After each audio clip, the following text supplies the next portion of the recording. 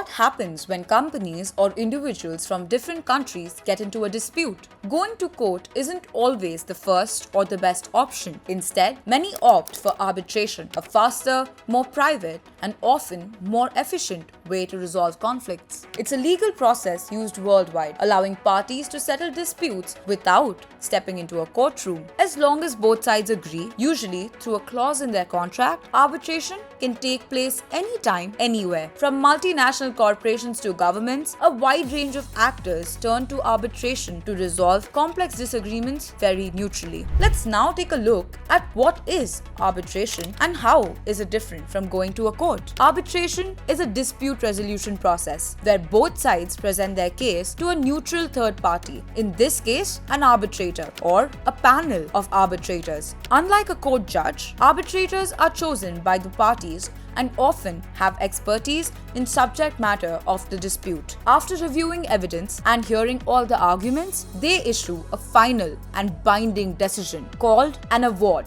enforceable in most countries. The process is generally more flexible, private, and less formal than litigation. So who uses arbitration? Arbitration is common in international business, especially where parties operate under different legal systems. For example, a US tech company in conflict with a German supplier may prefer arbitration to avoid unfamiliar national courts. Investors use it under investment treaties to resolve disputes with governments. Even states and public sector entities turn to arbitration to resolve territorial, commercial, or contractual disagreements. The next question that pops is, since all this doesn't require a traditional courtroom, where and how does arbitration happen? It can happen in person or online, in a venue agreed upon by the parties. The chosen location is called the seat of arbitration, which defines the legal rules that the government can process. Popular arbitration hubs include London, Singapore, Paris, Geneva, and New York.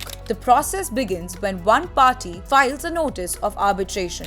Arbitrators are appointed and both sides exchange evidence and present their cases. Some disputes are resolved through hearings, while others are decided on documents alone. The arbitrator then delivers the award, which is usually final and binding, with only rare grounds for challenge. But why do entities prefer arbitration? The biggest draw is neutrality, especially vital in cross-border disputes where local courts may seem biased. It also ensures confidentiality, as proceedings are private and outcomes are not made public. Parties can customize procedures, choose the language, rules, and the number of arbitrators. Critically, arbitration awards are easier to enforce globally. Thanks to the New York Convention, signed by over 170 countries, an award from one country can be enforced in others with minimal barriers. That said, arbitration can still be costly and complex, and the lack of appeal option means that a wrong decision can be hard to undo.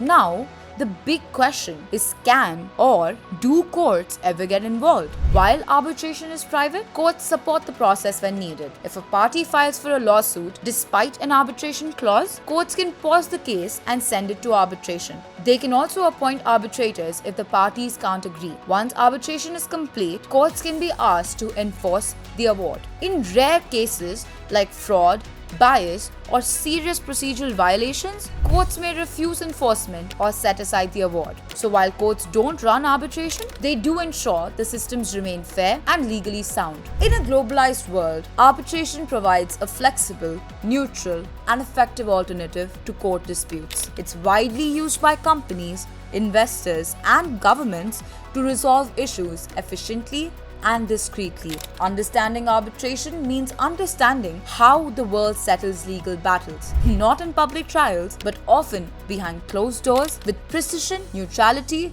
and cross-border enforceability.